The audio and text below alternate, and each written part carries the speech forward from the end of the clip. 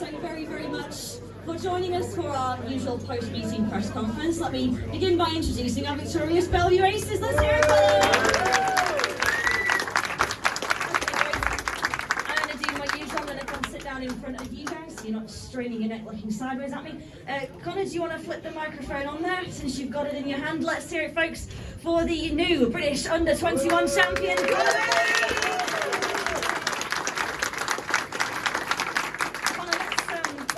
with the Under-21 final, because what a meeting that was at Glasgow only yesterday. I mean, you went through the qualifiers having dropped only 2 points. I mean, still showing your ability for the Glasgow circuit there. Yeah, I love the track. Can't get enough of it really, but yeah, you know, they made a few changes to it over the last few weeks, so I thought it did play a bit more of an effect, but clearly not.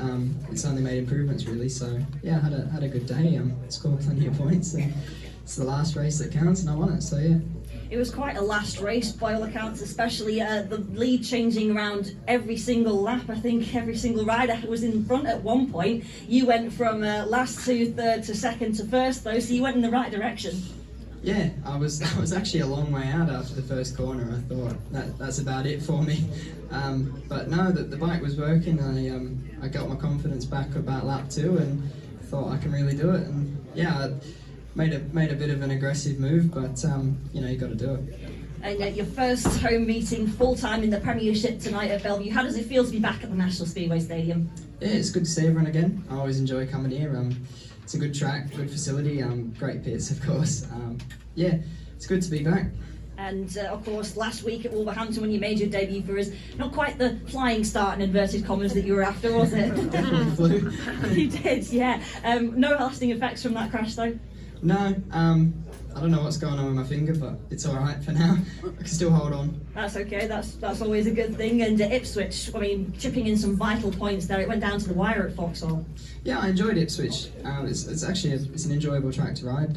I'd heard it was quite difficult, but you know, I got around it okay and quite enjoyed my first time there. Well, we're looking forward to seeing much more of you with the ATPI Aces. Let's hear it for Connor Bailey, folks.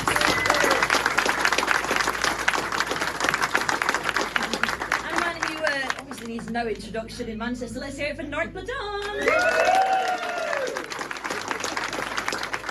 North, pretty good night for yourself, number 2. How did the track ride tonight? Yeah, it was a bit different, I think, for every one of us, because I think just because of the rain, but no, it was actually good fun. It was a bit more sandy, so even though it looked like there was some dirt, it wasn't actually that grippy, but it was good fun to ride on, and I think my score was decent. We came away with the win. I thought like halfway through would be close, but yeah, we just made it, and I think that's good enough. I mean, Ipswich, they were good enough, yeah, of course. Ipswich really pushing us though. I mean, after 5 races, it was all tied. I mean, what were there any conversations going on in the pits about any plans changing, or did you stick to the game plan you came up with initially to beat them tonight? Yeah, I think the plan was always the same, yeah. Everyone wants to go out and win, so that's the easiest thing for us, or the best thing.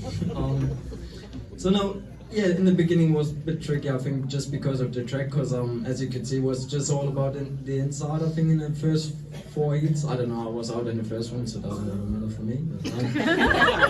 But, so, no, but we know what we can do on here, so yeah, we showed some good speed later on and was, like I said, good enough, you know. Then I think got Saifuddin up on a 5-1 with Charles and Tom, and I think, yeah, it's pretty decent, isn't it? Yeah. Pretty decent, yeah, absolutely. And really decent for the club as a whole, because that's 3 more league points in the bag for you guys. I think pretty much cementing your spot in the playoffs, but still work to do there over the last few meetings we've got in the next couple of months.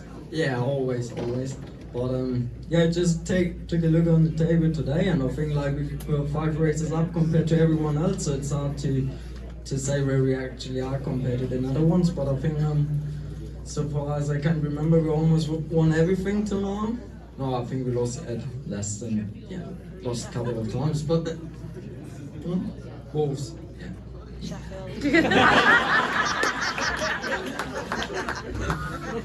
No, so yeah, just kick on from there and just hope to get away with a few other wins. Hopefully Thursday the next one. Absolutely, if you're here to that, let's hear it for North Bladon, folks.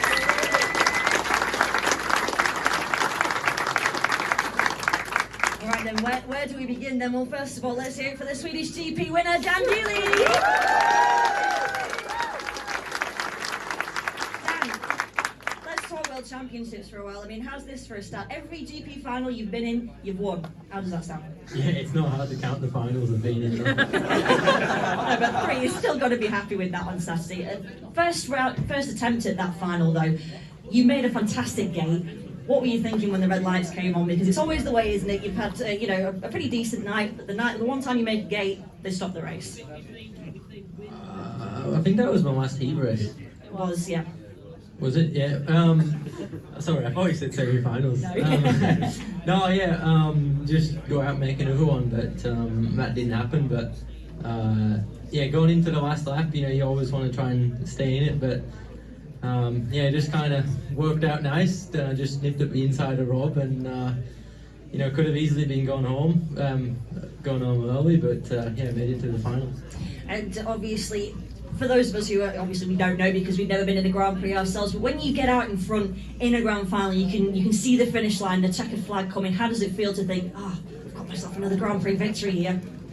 Yeah, I actually watched the final back, and I was looking across coming out the fourth bend and pulling a wheelie over the finish, and if I was looking anymore, I think Martin might have passed me back, but no, it's pretty cool. Definitely, and up to 5th in the world as well. That is pretty impressive. Yeah, for sure, but there's still some racing to go, and a lot of points to make up. I know you mentioned in the press conference after the Grand Prix that maybe gold was out of your reach this season, but still the podium is within reach, would you say? Yeah, but I feel like the gold one's the only one worth having, so for now, I don't know if that's within reach, but just try and win some rounds and try and get some more trophies. Well, we'll be backing you all the way, Dan. You can count on that. Back to tonight, though, obviously, Ipswich, which is very, very close there. Not what you wanted to see in heat number 15, though. Just talk us through that retirement. Absolute heartbreak for you. Yeah, it's just been a strange couple of weeks, but no, bike just cut out on me in the first corner, and then just one of those things. I don't think I've ever had that happen, but there it was. So just thankful to the guys behind me not to plough me. I thought they could have been. So just lucky to be here in one piece, and it's all good. Absolutely. And what can we say though? Sheffield coming up on Thursday, another tough match for you boys. Yeah, it could be. They're a good team, but I think they haven't been going the best, but we didn't go the best at the start of the year there, so I'm looking forward to that one. It's been looking pretty good on TV. I've watched a few meetings there, so see what we can do. I'm confident then. Dan Bewley, folks, let's hear it for the Swedish Grand Prix.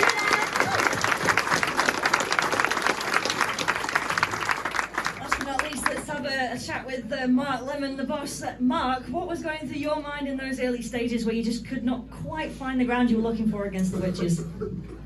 Yeah, a lot was going through our minds, to be quite honest, but there was spanners and screwdrivers and carburetors and ignitions flying everywhere in the pits. The mechanics certainly worked their butts off tonight. It was incredible. Like probably 5 bikes stopped there at one stage. Even Dan's went down, and Norrick's in the first one, and it's like, what have we done? This might be a banana skin sort of moment for us and slip up, but they worked hard. They showed the resolve, and the whole team. And when I say the whole team, I mean the whole pit. The crews were fantastic down there. Absolutely. I mean, the mechanics are as much as involved with the racing as the boys are here. I mean, I know when Jamin Lizzie came out on the track in his first race, that bike did not sound well at all, did it? No, it's really weird because we bought the track. Obviously, the track conditions are sort of like a little bit different from the rain that we've had. Obviously, Andy normally does a great job, and he did a good job with what we had to deal with today, but it just threw a bit of a curveball. I felt they made the right decisions, but like I said, when things go against you and you have bike problems and you have to change bikes, you sort of get on the back foot. In Ipswich, with Emil, and Doyle, they're pretty special riders, and I think Ipswich really sort of their season was sort of relying on this meeting, so they were throwing the kitchen sink at it. But these guys rallied. And like they have done, and hopefully they'll continue to do. Absolutely. I mean, speaking of throwing the kitchen sink, I've got to ask the question about heat number 13. Obviously, Jason Doyle was not happy with something, was he? Obviously, Dan coming down, Jason getting excluded, but he wasn't happy with Brady by the looks of it when he went back in the pits. Do you have any thoughts on what was going on there? Yeah, I mean, obviously Jason's had a tough night, tough Grand Prix, and obviously, he's got a high expectations of himself. So, I think Dan will sort of admit he kind of maybe left a hole for Jason, and he took it, but so he took Dan's line, and obviously the referee had to make the right call. Not quite in heat 15, and with Charles Wright, but anyway, well, that's another story. Yeah, and then obviously, I think there was a bit of a lack of translation in the words, I think, between Brady and Jason, so that's why it got quite heated. Is almost playoff time and emotions are running high, but you would suggest with this result tonight we've all but consolidated our place in the top 4 for now at least. Yeah, no, mathematically we can't be knocked out of the top 4, so credit to the boys, well done. Yeah, we're in the playoffs. A chance to defend our title. That's a big thing for us this year. Yeah, it's a massive, tick. Sort of 7-8 years ago, to win a match was kind of pretty, good for Belle Vue. Then to win a match on the road was even, more ecstatic. And now it seems like it's just the norm, which is something that we're not going to just, pretend it happens. There's a lot of hard work goes in behind the scenes, but. We've got definitely a great culture here at the club, and not only just with the boys, but the sponsors are fantastic, our owners, directors, and the city council, and obviously you wonderful spectators and fans and supporters. Without you, we can't do it. So this is much for you guys, but there's a job still to be done. Absolutely, folks. Let's hear it for Lemo and the boys.